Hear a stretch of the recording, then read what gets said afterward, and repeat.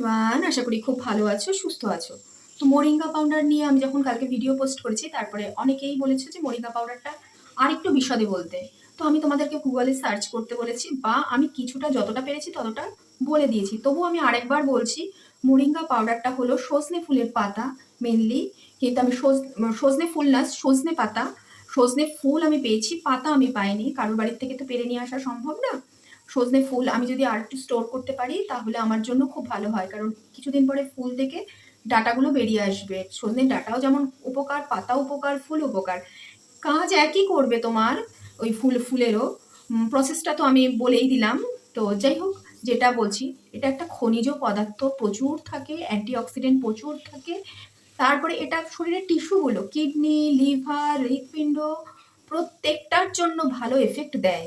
তবে এর কি কোনো প্রতিক্রিয়া নেই? ক্রিয়া, ভালো ক্রিয়াও যেমন আছে, খারাপ ক্রিয়াও আছে। যারা খারাপ ক্রিয়া বলতে, এটা 1.5 চামচে খাওয়া যায়, মানে তুমি ওটা মধু দিয়ে খেতে পারো, উষ্ণ গরম জলে, বা ঠান্ডা জলের থেকে উষ্ণ গরম জলে খাওয়াই বেস্ট। হ্যাঁ, এটা প্রত্যেকটা পার্ট আমি বলে দিলাম, লিভার, কিডনি, হৃৎপিণ্ড, সব শরীরের অর্গানগুলো যেগুলো থাকে ওটাকে ভালো রাখতে সাহায্য করে। যতটা আর কি এইরকম ভাবে চলা যায় আর কি, ওষুধ বা সাপ্লিমেন্টারি না খেয়ে।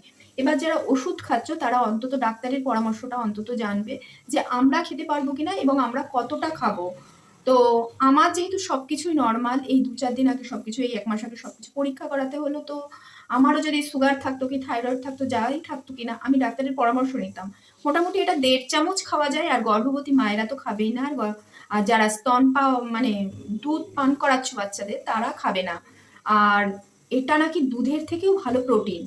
তো তোমরা এটা ডাস্ট করে রাখতে পারো, স্টোর করে রাখতে পারো। সেটা তুমি কতদিন রাখতে পারবে, 2 দিন অন্তর অন্তর কি 1 দিন অন্তর অন্তর এই জিনিসটাকে তোমরা সেবন করতে পারো, খেতে পারো তোমরা যদি চাও।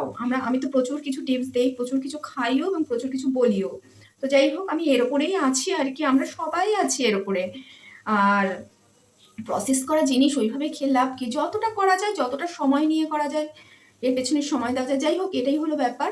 তো আজকে আমি 7টায় লাইভে আসছি, একটু পারলে থেকো। আমি কোনো দিনও বলি না যে তোমরা থাকো বা কিছু, যদি পারো অবশ্যই থেকো।